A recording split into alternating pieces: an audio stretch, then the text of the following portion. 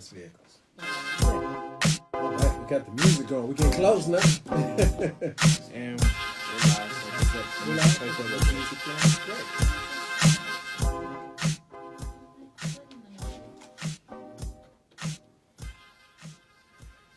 Good afternoon. Thanks for joining us today on Tech Talks with Randy Flink at 1 o'clock every Tuesday. Today's going to be a great show. I've got two beautiful, brilliant ladies with me today, so I'm feeling really great. So we've got Dr. Ayanna Howard as well as Farrah Allen here. So, but first, just a little bit about me. I'm a Georgia Tech guy who has stayed involved in tech. I've invested in a few small tech startups. I probably see every month at least 10, 20 demos and pitches from people that I get to watch, see what people are doing in the space. And I've even participated one time in a pitch competition myself, and I was able to win at the National Urban League National Conference. I've invested in a company out of Detroit, and we had the winning pitch. So I like to do that stuff. It's a lot of fun to me, in addition to being the COO for the last, say it, 20 years now, or 19 years at rolling out and Steed Media and enjoying media. It's great fun for me to be involved in tech. So we're going to start out today with Dr. Howard, who hopefully everybody can see here. We're looking at her via Skype. My first time using Skype in this capacity. Welcome. Thank you. I'm excited about this conversation. Great. Well, let's see where it leads us. Let's talk about who is Dr. Howard. Talk about yourself a little bit. Tell us who you are. So at the end of the day, I call myself a roboticist. I've been doing robotics now for more years than I can count. More years that I've been alive, I've been doing robotics. I was doing it when it wasn't cool, which is actually interesting because now it's cool. And so I'm now no longer the geek. I'm the cool geek, which is kind of nice to be. My day job, I have two. I'm a professor at Georgia Tech. I'm also the chair of School of Interactive Computing at Georgia Tech. And then I founded and am CTO of a startup company that's a Georgia Tech spinoff. Fantastic. Well, that sounds like a fun ride. Great. It is. Well, what's really sparked your interest in technology? I heard you say you've been a roboticist since before you were born. So maybe your mama did. I don't know. So it was actually entertainment and media. I was like totally into science fiction. So anything that had science, fiction, fantasy, superheroes, that was where I was. So comic books, TV, movies. So I grew up with that. And when I first realized that women could be like awesome as technologists was Wonder Woman, but also the Bionic Woman. So that's actually convinced, like, I really believe that, when they put together the Bionic Woman and, she was this person who would go saving the world, I was like, oh, like, that's for real. That's what I want to do. Wow. And so that's what I wanted to do. Like, well, who knew it wasn't possible then? Right. Well, no, it's interesting. And I think even for everybody listening and watching, be aware of the impressions of the things that you do and that you can do in your community that young ladies and men will see in our community that will inspire them. You just don't know exactly what it is, and they'll go on to be great, like you, to be at Georgia Tech and dean of a area and a department and professor and all the other things you've done. That, inspiration comes from a lot of places, and I just want to make sure everybody, out here in our community continues to remember how important it is for our young people to be able to give them those role models that might lead them to a good career. And I'll say this, and I don't say it because I've got two ladies here today that are going to be on the show. I say it pretty much every show, that I believe the future of technology is going to come from women. Period. I really, deep in my heart, I think men have tried to solve problems for a long time. I think, there's been majority men in technology, and I think that women have two things. One, 100% different perspective on the same problem. And secondly, they see so many problems that we're not even thinking about as men that you guys deal with that we don't. So I think together, those two things are going to combine, that the knowledge base from which you guys will develop in terms of apps, programs, and every other thing involved in technology is going to take us further than what men will in the next 50 years. Who knows after Yeah, that? I mean, you do. I mean, you definitely need the diversity of thought and experience to really solve the problems. I think that's the only way we make this world a better place. Right. And we've been missing, and still are, I mean, obviously by percentage and so forth, women's voices. And as they continue to get heard in a larger way, we're going to all win. So let me ask, how do you as a Black woman see women evolving in technology right now? What have you seen? So it's gotten better. It's definitely gotten better. It's definitely not at the level that represents the population of the world or even the United States, but it has gotten better. You know, it used to be that when I went into a room, it was like, oh, let me go look at a mirror to see like, what does that gender look like, right? And so now I see a lot more younger women getting into it. I mean, I've been doing this for a while, so there's still not a lot who are like past the age of X, and I won't say what X is. But I do see a lot of younger, engaged women in technology that really are like, I'm at this table and I'm capable and I'm going to make a difference. Cool. It's good. It. I'm loving it. Are you seeing it reflective in the students at Tech? I'm just curious there. I do. So Okay. the percentage, of course, as you know, increases, especially in my classes, because I do AI robotics. So, you know, I'm seeing the numbers increase. Good. And it's a good thing. Big ups for GT. You know, I'm always say that. All right. Well, tell us a little bit about Zyrobotics. Let's talk about what it does and the successes that you've had with it. Yeah, so Zyrobotics is a Georgia Tech spinoff company. It actually comes from research out of my lab at Georgia Tech. Okay. And we focus on really leveling the playing field for STEM education. So we focus on how do we get kids engaged very early in coding and robotics and STEM, even when they're not necessarily tuned to be an engineer or computer science. And so we gamify it, we make it fun. We address different diverse learning needs. So even children with a special need or disability, they can code. I always say I can get a 4-year-old to code. Is basically what we're doing. Okay. So let me ask, so when the 4-year-old is coding or whatever, is there a robot working with him? Is it, tell me a little bit more. I mean, do you have? Yeah, so it definitely, we have a bunch of different coding apps. And for some of them, there is a robot companion. So the robot gives feedback. And the feedback is kind of, so if you think about coding and you do something wrong, typically what do you get? You get like a bug or an error. Where in this case, the robot's actually like, man, that kind of hurt, like when the robot hits into a wall, right? And so you're like, oh my gosh, like, okay, I need to go back and fix it. So you're motivated because, of course, you want your robot friend to like succeed. So there's like this social interaction. That's what we use the robotics for. No, that is cool. In particular, I mean, 100% I can see that with the younger kids in particular, obviously. Yes. Loving it. What ages are you working with? We work from age of pre-K, so basically 4 years old, all the way to 8. Okay. And let me ask this while it's on my mind, how do students, how do our viewers find out about being involved in something like that if they've got children? Yeah, so one, we also host camps. Okay. We go to school, so that's one thing. That's like our outreach arm. But you can also go to Zyrobotics.com.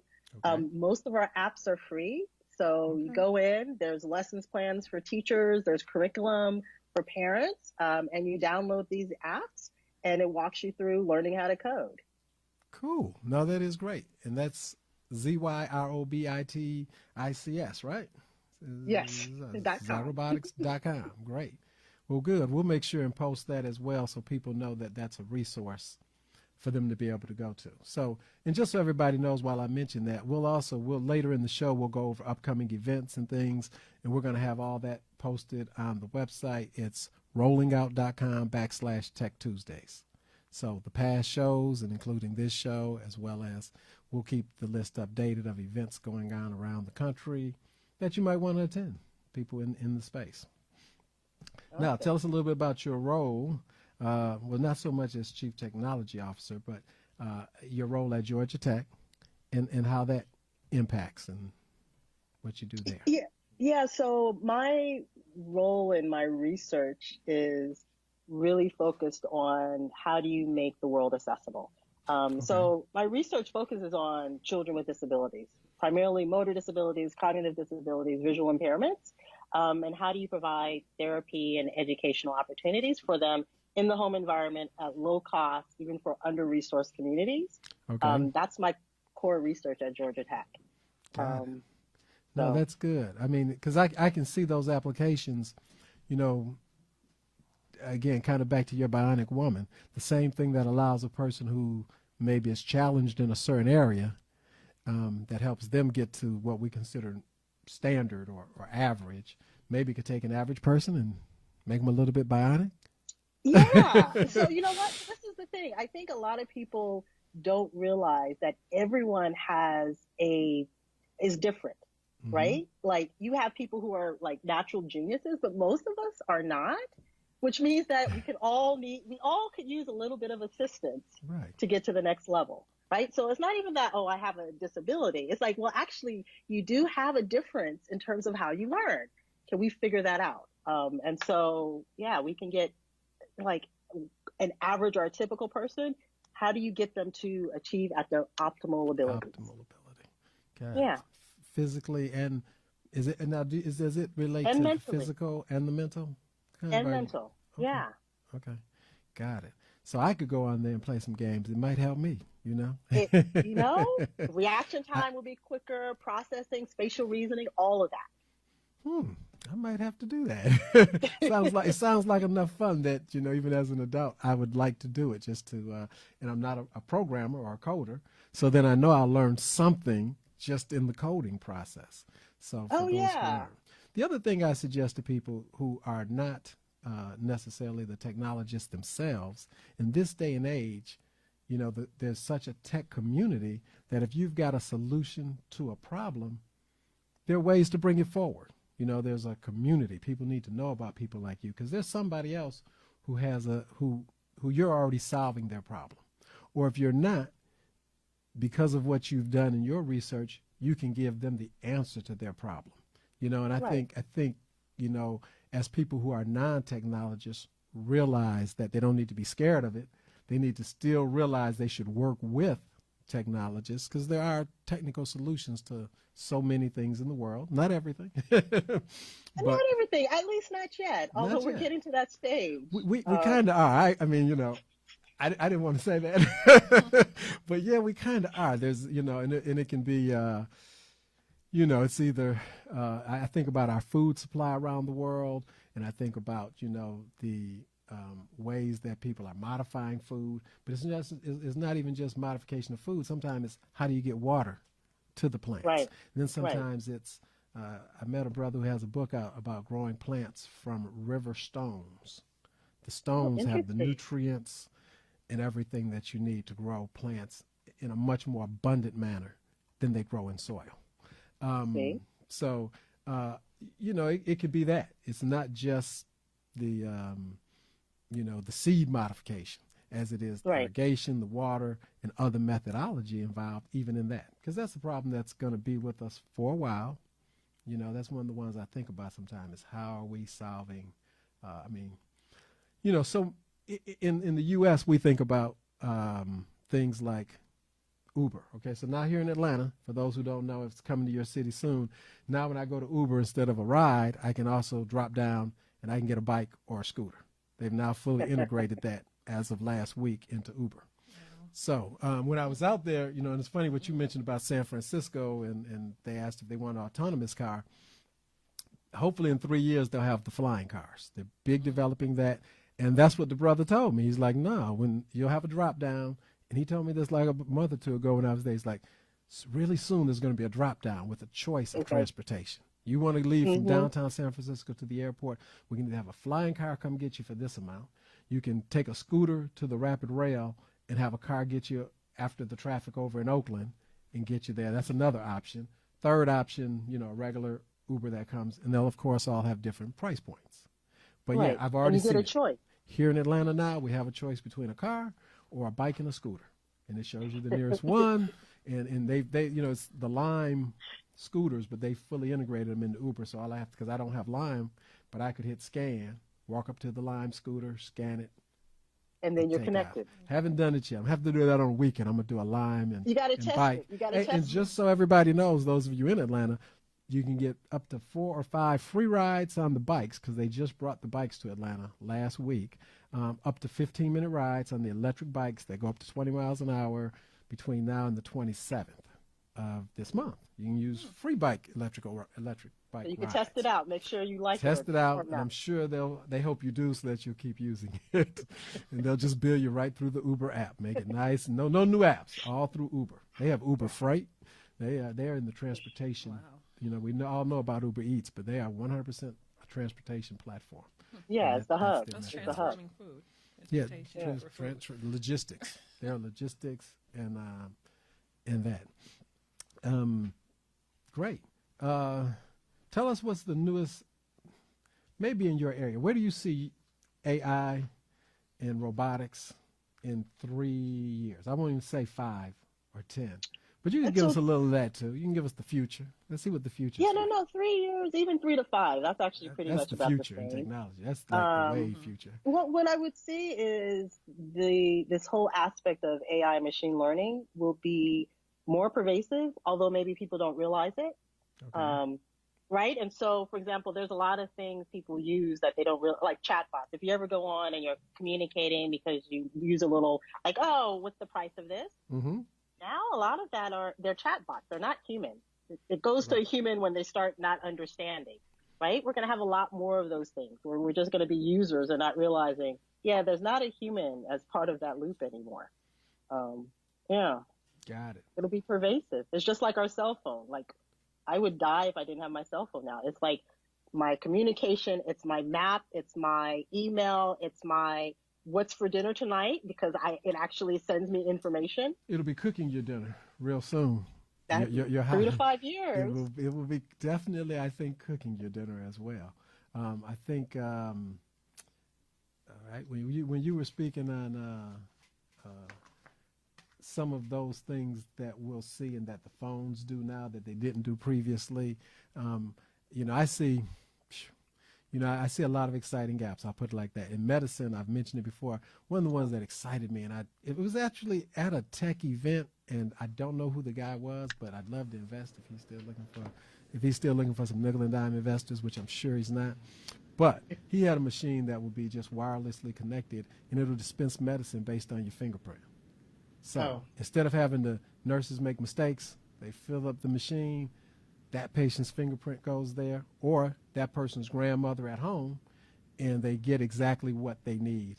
And I imagine that with it being wirelessly connected, it can alarm and say when something's been missed.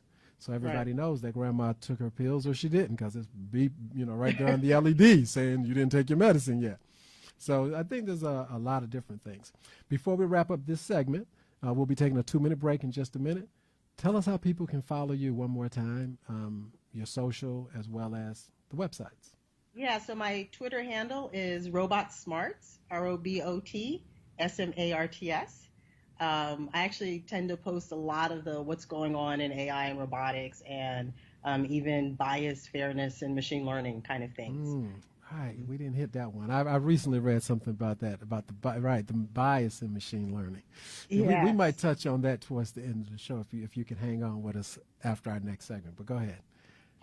So Robot Smarts is actually the best way. There you go. Well, look, viewers, we appreciate you. We've had the pleasure of here with Dr. Ayanna Howard for the first segment. We will be back in 2 minutes. Customizable streaming TV from Xfinity. Watch the most free TV shows, hit movies, and live sports on the go. At home, access Netflix, YouTube, and Pandora right from your TV. And with the X1 voice remote, just say it and see it.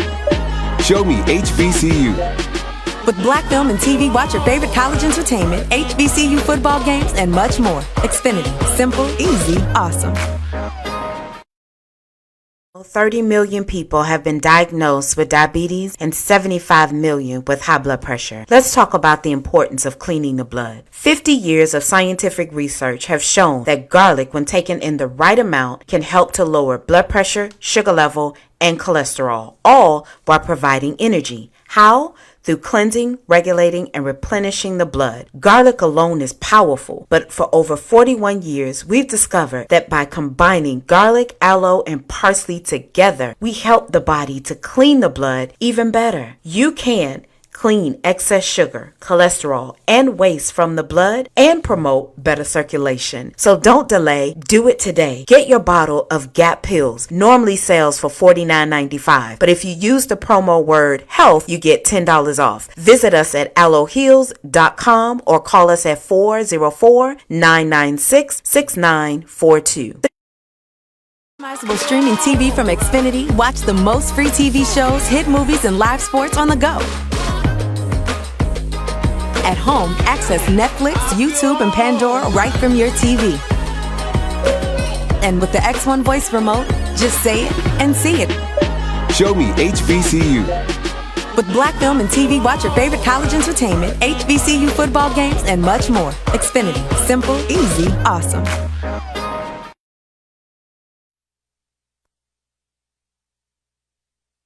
Hey, we're back for the party. It started again. You're here on Tech Tuesdays.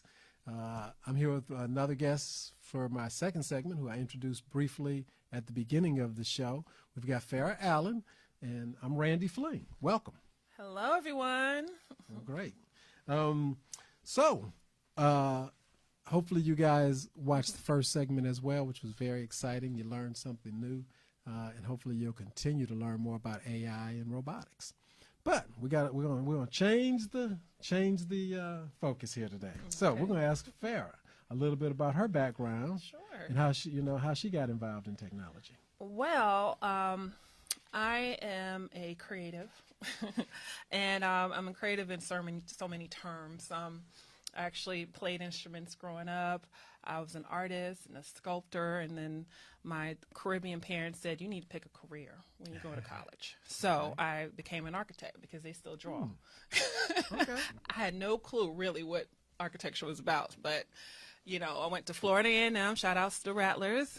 HBCUs in the house. That's right. Okay. All right. And needless to say, I didn't enjoy what I was doing. And I was always trying to include technology in my work.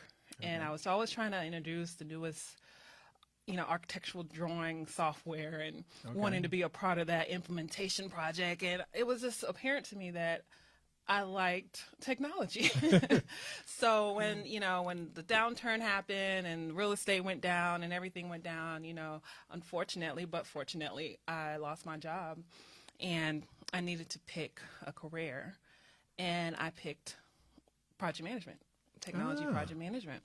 Okay. And it was the easiest thing to get into without having went to undergrad. Going to a whole other 4 years of school, right? Just being real, it was easiest, and I would get paid well for going into industry that was. Take note. Those of you still project looking. Managers are they making some money, so I did that, and it was just amazing to me what I learned in such a short period of time. By year 3, I was already a solution architect. I worked with countless amount of companies. I was working for major organizations. I was building and designing systems for problems people really didn't know how to solve. And it was complicated problems, like, how best to, streamline voting systems, and how are we going to, manage trucking, logistics technology. Could you design something, Farrah? Wow. And, and it was amazing, but at the same time, I wasn't solving problems that I really had a passion about. So my husband, he's in the music industry, and he would always, him and his friends would always tell me about issues he's having with artists that he helps. And it was always about them having difficulties owning their work, someone taking advantage of them because they didn't own their work. They're hearing their songs on the radio, and they had no clue their song was on the radio, obviously wasn't getting paid or any credit for it. It was just amazing, some of the stories, and this heartbreaking stories, because this is your career. You imagine that this is what you decided to do for a living. Wow. and work at every day. And work at and have a passion about every day, and somebody's just like, give me that. No, you don't get anything, and you won't ever get any credit for it. Wow. And I just knew this problem just spoke to me, and it was something I had already solved for another profession. Okay. And there were things that, and we'll get into what I do, but it was just something that really spoke to me, and I knew I could solve it as a technologist. It was just cool. Well, now that again speaks to what I said earlier about whether you are the technologist or you're not. When you recognize the problem, and you can see that there's a business, which we'll get into, a business that can, a business, a dollar and cents solution, and that there's money being missed anywhere in the world. If you see some money being missed in something that you see and you're a part of within your company or within other companies, that's an opportunity. You may not know how to solve it, but you probably have an idea. And if you're seeing the problem, that means you probably can figure out the solution. Now, whether or not you know what it takes from a technology standpoint to solve it, that's how you get other partners involved sometimes to actually do some of the coding and really make it become a reality, which is why I suggest to most startups, have a partner for multiple reasons. One is you have different perspectives on things. One is you guys can check each other, because accountability in a small startup is huge. I always speak to that. I suggest people have a board of advisors, a board of directors, someone who keeps you accountable other than yourself, because everybody who has a good idea does not make them an entrepreneur, and everybody doesn't have that built-in accountability. I mean, we all think we do, but believe me, put it down on paper. Put it down on paper and tell 5 people who are business people, here's what I'm going to be able to accomplish in the next 90 days with my business, and come back to that piece of paper and those same 5 people, and you're going to find yourself with a bunch of excuses rather than reasons sometimes. And sometimes they're good reasons, but at least it forces you to understand what you didn't do. It helps you grow as a person in terms of your own projections and expectations of what you, your team can do. And it forces you to accept certain, it could be a missing person in the organization because you really weren't able to achieve in marketing what you thought, or in social media, or in the financial side of getting things in order, or whatever area it may be, or the technology of it. You just, you thought, you saw the idea and some guy told you he could code it for you in a month, and now 3 months later it's not finished. And so you learn and gain your own experience because somebody else is holding you accountable. But anyway, that's just something I always, certain things I like to repeat and say to people who are in business. So this young lady has, with all that knowledge as well, she's moved on, has her company, created it, and moving it forward. She didn't do just okay with it. She's let me just say it right, she's the Atlanta Journal-Constitution's Woman of the Year in Tech for 2018. Thank you.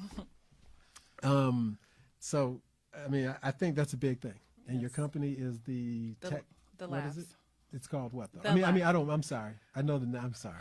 I apologize. The Labz is the company. Yeah. But they won something from the Atlanta Journal as well, right? Is the tech company? Oh, it's all part of the we same also were voted by by Innovate. Yeah, which is Atlanta Business Chronicle. Business Chronicle, for yes. Startups to watch for 2019. Oh, so we're very proud startups of. to watch for 2019. We're proud of all the stuff I get their that we newsletter. got. Yeah, absolutely. Yes. And for those who don't, they're part of they started it last year.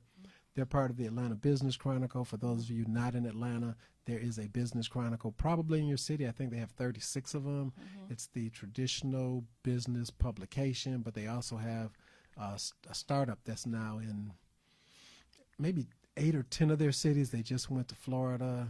I think they just added, but it's the technology newsletter. So I get that every day. Yeah. And they do a good job of covering each local city and what's going on in tech. So we'll make a note to add that to our on the website for people to find as well. So anyway, we're going to talk about Labz. Tell us. So I think we were close to where we got to the idea for it. Yeah. And tell us how you decided to solve it. So I talked about the problem. Another thing that I left out of the problem is that anyone knows the creative community. That's musicians, to artists, to poets, and anyone. They live in the space of creation, and they stay in that space until they're done. So when it comes to protecting your intellectual property, data collecting on behalf of for around who did what, when, where, and why, all those things don't happen while you're creating, because it's just it's unnatural as a creative. But you're supposed to be doing this according to technology that's designed today, according to the processes and procedures that's set for you today as a creator. You're supposed to be protecting your intellectual property. It's your responsibility. And you're supposed to be collecting the data needed to do a copyright or something we call a split sheet, which says how much percentage of the song does each individual that created a song have. You're supposed to be doing that yourself. Now, it doesn't happen. A lot of creatives don't do that. They're not project managers. They're not data collectors. They're not documentarians. So, just to give you some numbers, $2.5 billion is on claim today because organizations that are using music can't find the creators to pay them because they haven't registered. Who made some music. Hello. Yes. Did y'all hear that number? There's $2.5 billion unclaimed. That's from the music rights people. What is it? ASCAP or ASCAP, BMI. ASCAP, that's the Atlanta office. I had someone told me when we first started, one who used to work there, that they lose $30 million a year from people not doing split sheets. Not doing split sheets. So all y'all making music out there, there's money you're leaving on the table. There's money leaving on the table, but in my mind, the first solution is, people just need to do a document. Let's get them to do a document. And a lot of the companies today are telling creatives to document using their website. That's the solution, and that's what's out there today. But creators, and that's my research and all the people that we've interviewed and us having creators on the team is creators may never do that. From the beginning of the time, they haven't done it. I mean, why are we trying to change them? Right. Well, yeah, why are we changing them? There's so many things in technology and so many automations. There's robots. There's autonomous cars, what we just talked about. There's so many things that's doing it for you that why isn't technologists developing and designing technology that works with the creative workflow? And that's where the Labz comes in. Oh, that's where the Labz comes in. That's where the Labz comes in. That's Labz for those of you. Labz. And what we see, we want to work with what they're currently doing. Okay. They're currently writing on their songwriters are writing on their notepad on their phone or on their computer. They're using Google Docs. Producers are using either Dropbox, Google Docs, even WhatsApp, because WhatsApp has not give y'all any secrets, but has you can download and upload vast size files. But they're using whatever. They're not married to one thing. It's whatever gets the work done and gets the communication going.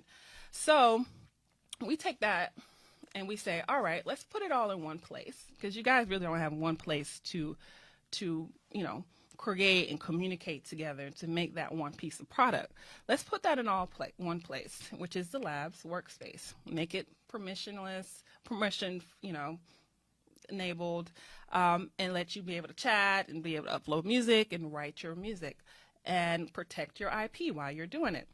While they're doing that, we are collecting all the information needed for those forms so that the forms are automated.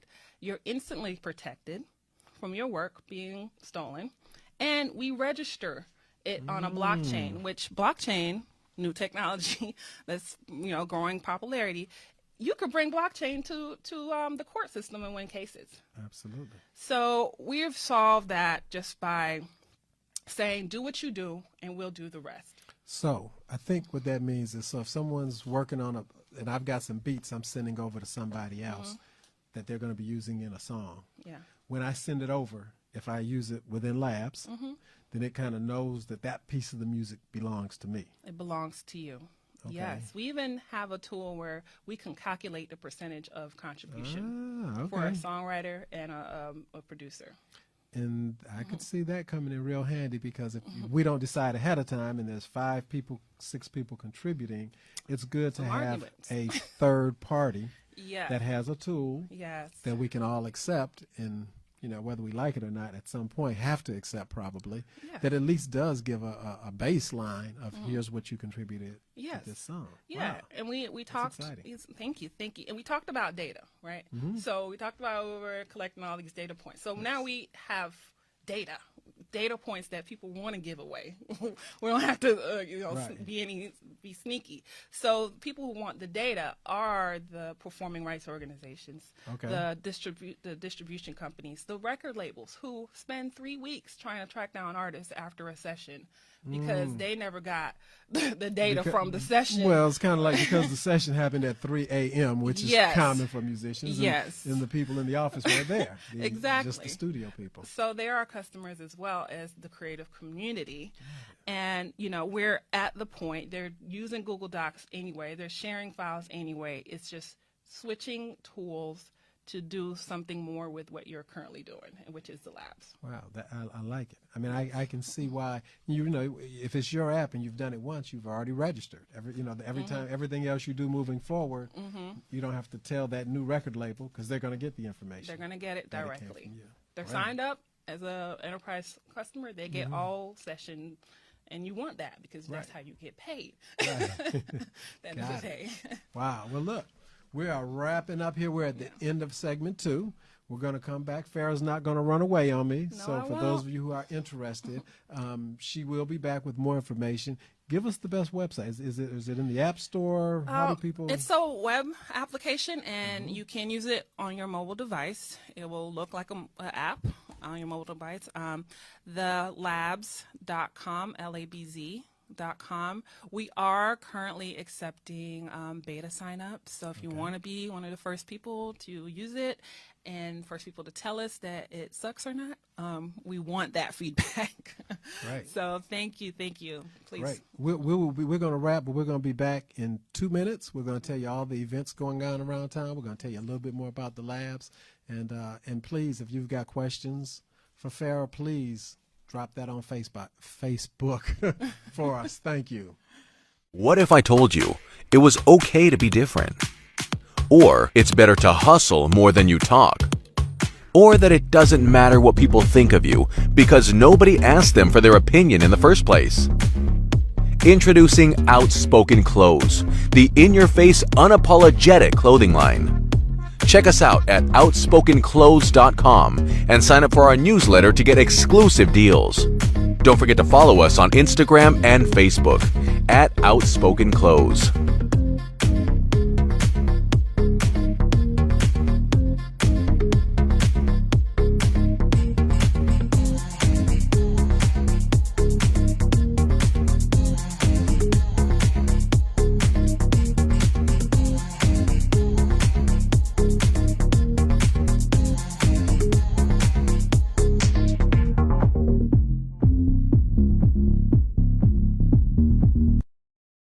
Hey everyone, it is your favorite politician, Representative Erica Thomas, and I'm excited to tell you about the Erica Thomas Show, where we break down news and politics in layman terms where everybody can understand it. We start off the show with hip hop and politics, where we might interview your favorite celebrity and we break down hip hop and let you know that it's the same thing as politics, baby.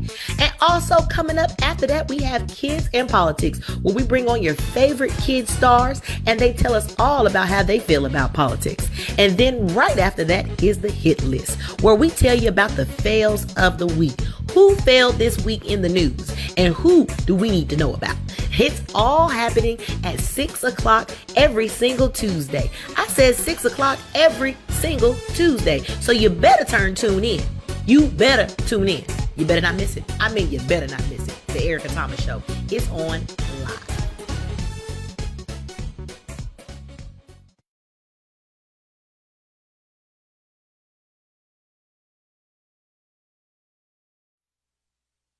Back.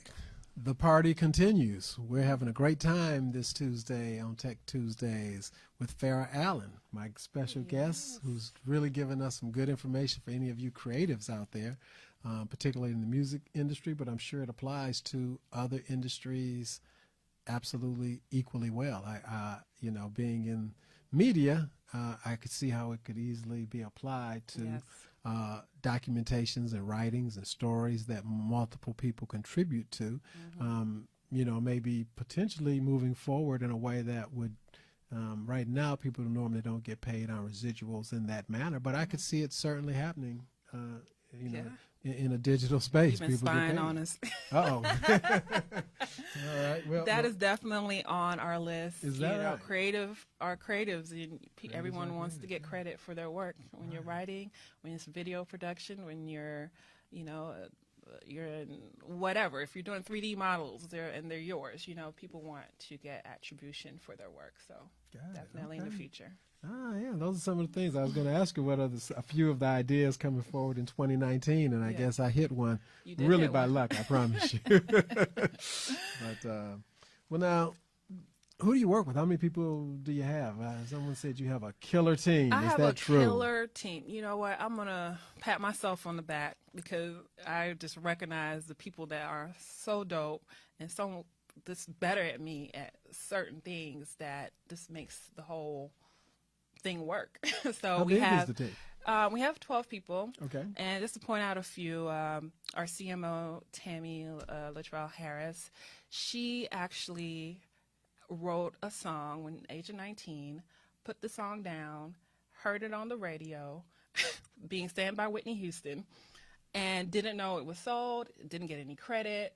So needless to say, she had a battle for her ownership down the line, and she won, and she's still getting residuals today. Fantastic. And she's a great songwriter, written for Monica and like countless amount of artists, but she's just somebody from a marketing standpoint that's, worked for Radio 1, implemented various marketing strategies across like 14 different markets. So she's great. Hey, she understands the need. She feels it. She feels it. Yes. And then Niall, our CTO, he's been in technology for 14 years, working across the world, implementing technology. And how I met him is that he was already working on a solution for producers with a digital audio workstation. So we just vibed, and it was, What's his name? His name's Niall. No. Okay. And then Marguerite, she's our CFO. She's worked at Deloitte, Merrill Lynch. I mean, all the top 5 biggest companies, out there. And, she's just so happy to be a part of something like this and help us make sure that we are financially stable and profitable. And then Aaron Neal, who's been with me since we had a company, Song Society, where our first attempt at solving the solution. It's never, out the bat, we weren't like great, but he's been there. He's with me today, but he's great with the creative community. He's a creator himself, Grammy nominated, Billboard charting producer. So we're happy to have countless other people. Now, for those out there who are starting up, how do you get a killer team? I mean, how does it happen? And do you have to give away all the company to do it? No. Did you have enough money just to pay everybody and leave it at that?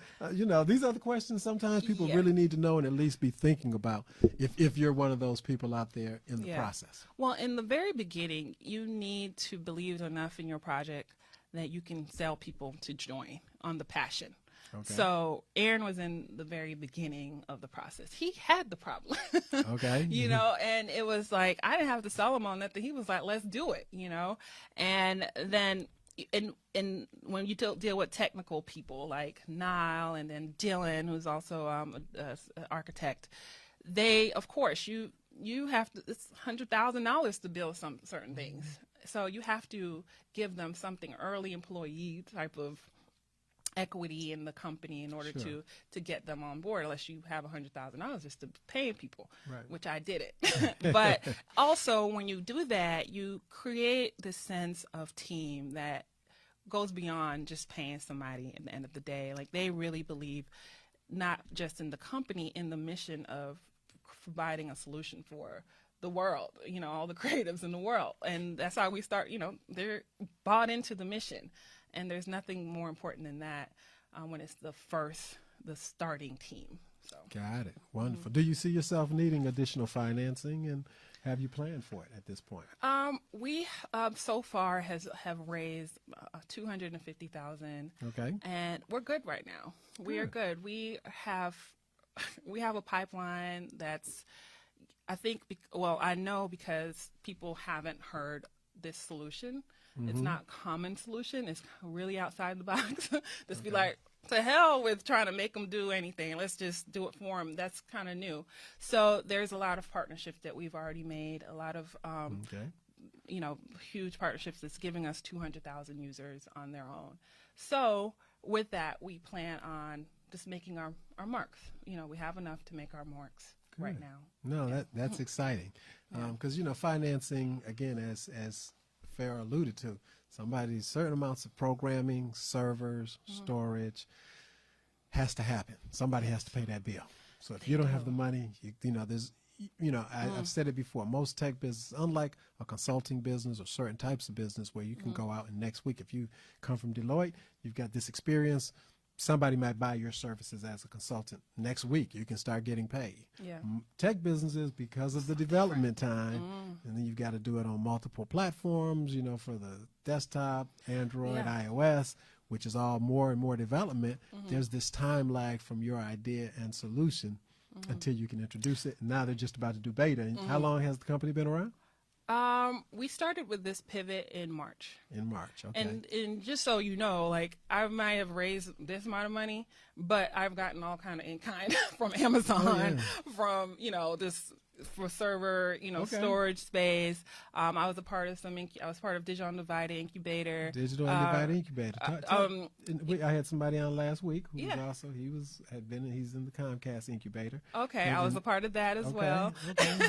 Been part of different types of programs that's given me, you know, not real money. I mean, but it was real money. It was, you know, server space and giving me legal, you know, vouchers or credits and different things that helped us move it along without this big raise, which we were looking for. I ain't gonna lie. We were looking for a $2 million raise. Okay. But then we realized, look, let's just get customers. Right. And we had the opportunity to do that. Not everybody has the opportunity to get customers, you know, before they launch.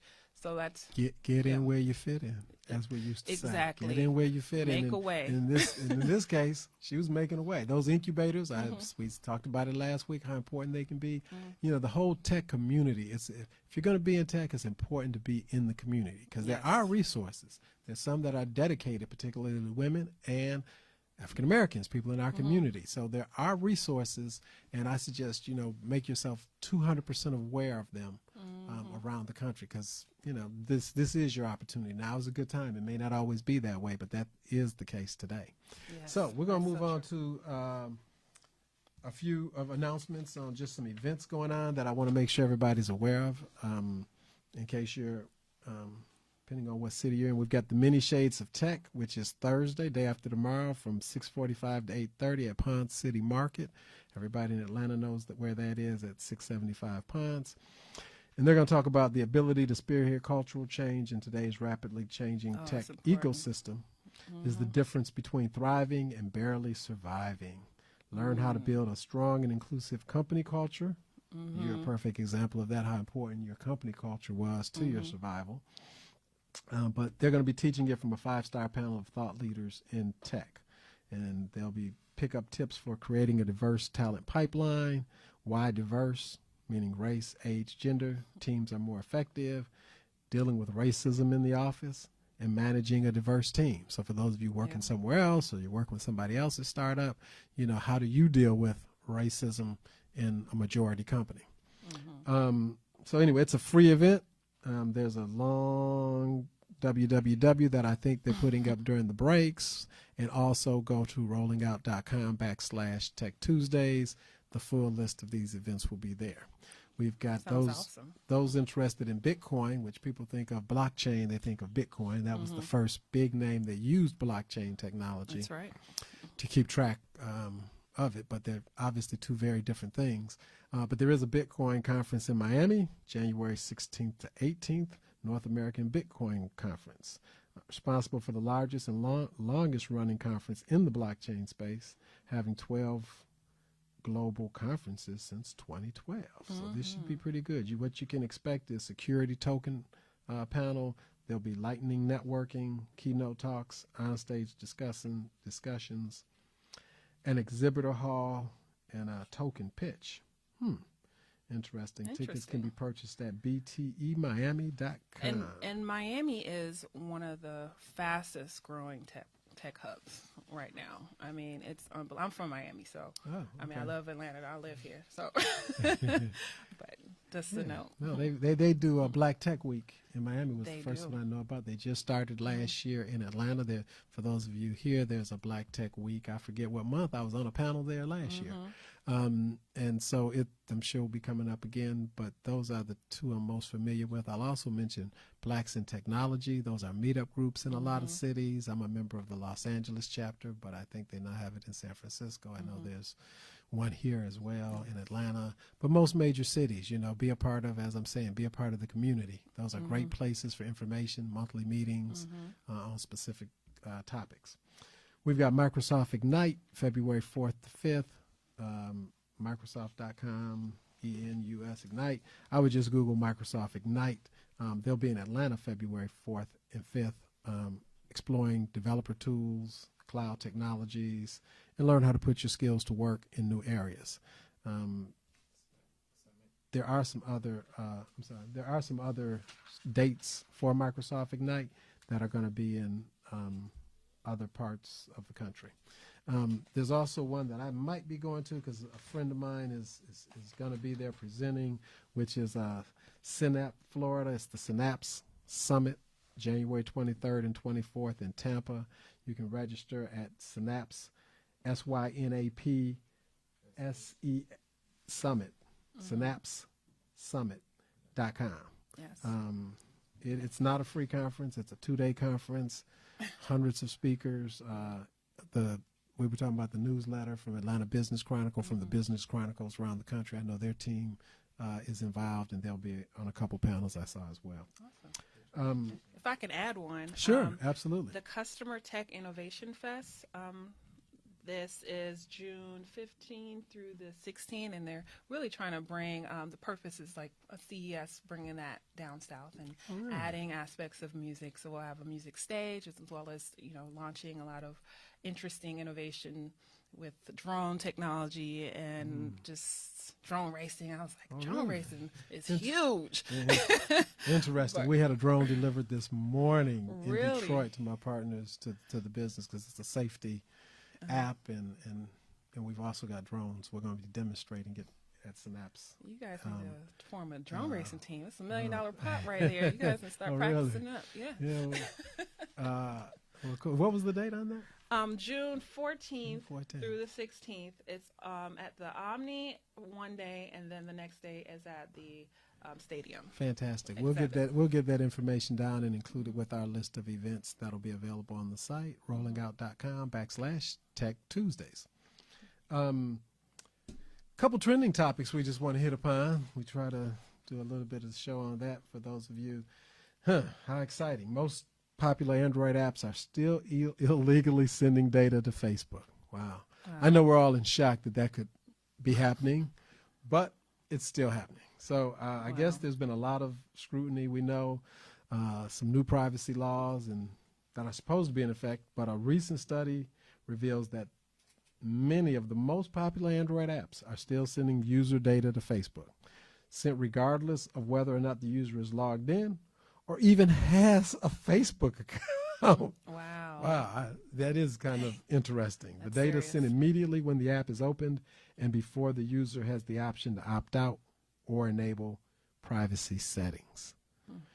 We always get to this point in the show and I talk about privacy versus lack thereof. And, sometimes it feels like you're against the ocean when it comes to your privacy, because everything you do, every app you have, this is going on. It's bad, but I think there are people in our community who might have solutions to this. So, I don't want to think of it as an ocean. The ocean has solutions. They make canals to, from one place to another to allow oceans to connect.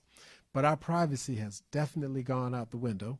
We accept free apps in exchange for having no privacy. That's right. And so, you're not even in Facebook. I don't have Facebook app on my phone at all, but yet I could easily have some other app that's now giving them my data anyway. Anyway, somebody out there will solve it. But, They'll we get just you want to one make way sure or another. everybody's aware. We don't want nobody confused about the information that they're keeping on you. That's right. I didn't know that, I switched to Apple, not because I was just dying for Apple, but I switched to Apple recently in the last 30 days. And so we were talking about health and monitor and what you do for fitness. And I didn't know it.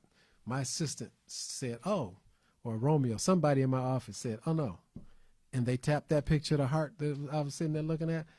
And it's telling me how many steps I took yesterday, how many floors I went up. I'm like, wait a minute.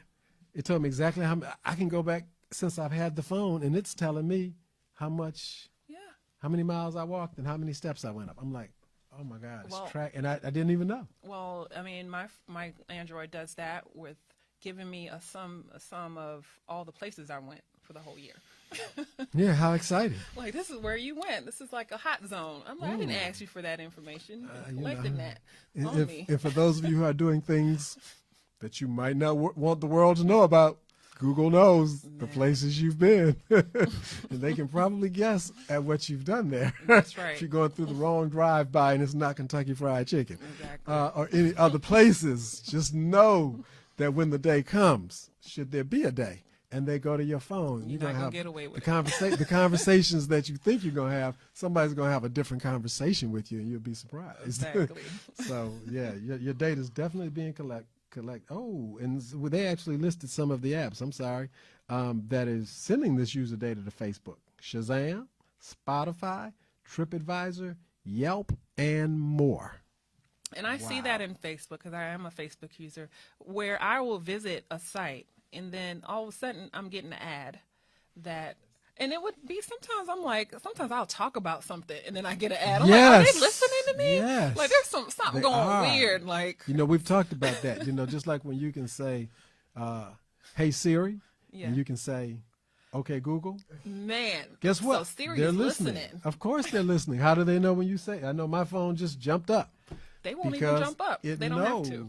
That, so how did it know I said, hey Siri? Because it's always listening. The Amazons at your home are always listening. The Alexas at your house, they're always listening. Now, in theory, they're only listening for what they need to listen to, and they delete the rest of the data. That's theory. I don't believe it. That's what they said. I don't believe it. For these, I never have. I do not.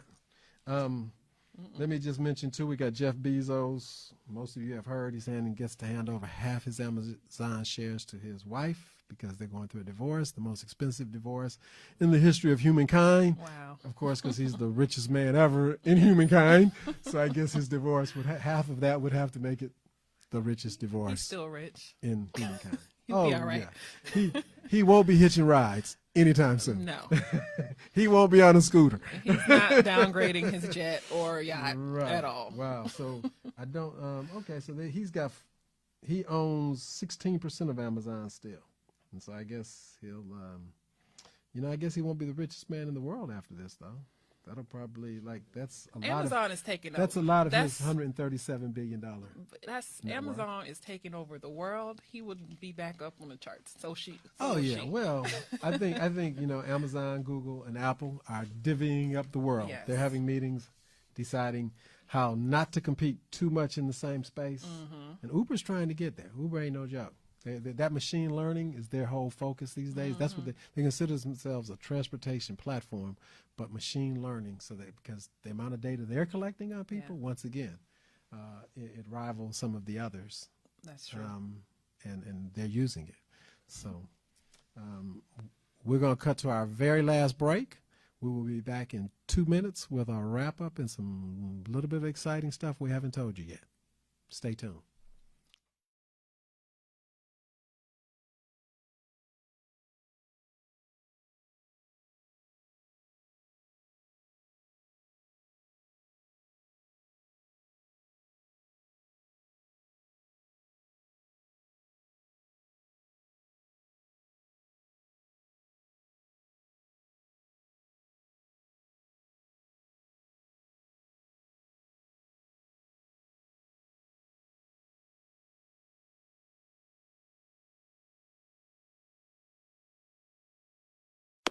What if I told you it was okay to be different?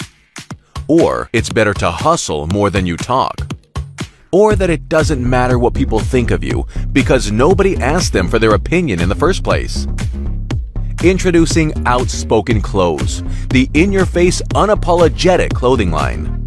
Check us out at outspokenclothes.com and sign up for our newsletter to get exclusive deals. Don't forget to follow us on Instagram and Facebook at Outspoken Clothes.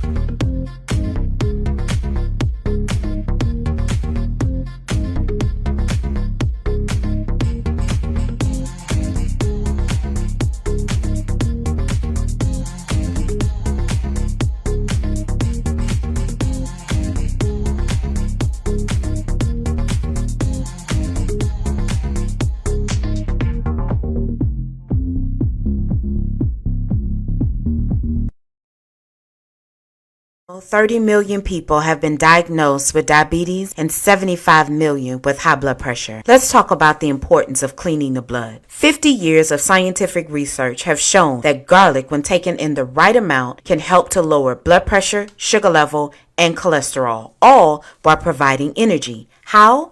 Through cleansing, regulating, and replenishing the blood. Garlic alone is powerful, but for over 41 years, we've discovered that by combining garlic, aloe, and parsley together, we help the body to clean the blood even better. You can clean excess sugar, cholesterol, and waste from the blood and promote better circulation. So don't delay. Do it today. Get your bottle of GAP pills. Normally sells for $49.95, but if you use the promo word HEALTH, you get $10 off. Visit us at aloeheals.com or call us at 404-996-6942. It's almost 3 a.m. Time for everybody to leave the party and go home real soon. But in the meantime, before we leave, we're going to get something real valuable. We're going to get a few words of advice from the AJC's Woman of the Year in Technology. She's going to just talk to you folks out there who are in startups and give you a little bit of advice. Oh, goodness. Well, one thing that helped me, I told you guys about all the programs I did, but one of the things that progresses me forward is mentors, finding people who have been there, done that. And multiple people are at different levels of and stages of their life, but they can give you something that would really cut down the time it would take for you to make a bunch of mistakes and just it fails. So I just, encourage you to find mentors that look like you and who can help you and bring you along a lot more faster and a lot more professionally than you would, hanging around a whole year making a bunch of mistakes. So that is my advice. And that goes right along with what I say with a board of advisors. Let those mentors, the mentor is a little different than your board of advisors. Yes. And that mentor, that's one of the things they might advise you or should advise you, or you should ask them about it. If they've got more depth and breadth of business knowledge, then that's one of the questions I ask them. Hey, what do I need to do to have an independent board of advisors, to hold me accountable? Because, people, that's one of the, it doesn't mean you can't be successful with or without, but I've seen a study where you're like 5 times more likely to be successful when you have independent other people advising you on a regular basis so that you're accountable to someone, particularly as a startup, particularly that first couple of years. And then obviously it becomes a natural part of your business even as you continue to grow. Because I've got friends and other people, and what we do here at Rolling Out, we're 19 years in, but we still have other people that we listen to because they just see it from a different perspective than you do when you're wrapped up in the business all day. So having a mentor, and then ask that mentor to help you, because them putting together a board of advisors is different than you. They'll bring you some people that you don't know, which is real important. Not your friends, not the ones, people that are real objective. Networking is another little key too. Network, be out there, know your community. Well, that's why we mention all these events. We suggest people go to as many events as you can because you don't know when and where you'll meet someone. Like I had the pleasure of meeting Farrah. I did. being out at an event and watching demos. So how do people follow you? You can go to our Instagram and Facebook page, the Labz, LABZ _tech, TECH. And on Twitter, it's the same Labz _tech, the Labz_tech. So. And if they want to, that's what's the best way for them to be a part of the beta? Go to our website, thelabz.com, and just sign up for the beta, and we'll reach out to you, and you can test out our application. I think anyone who's listening who doesn't, who's a creative, shame on you. Again, we're going to wrap it up here. I am Randy Fling, your host of Tech Tuesdays. Follow me at Randy Fling. That would be IG, and Fling5 on Twitter. Have a great week. We'll see you next Tuesday with 2 more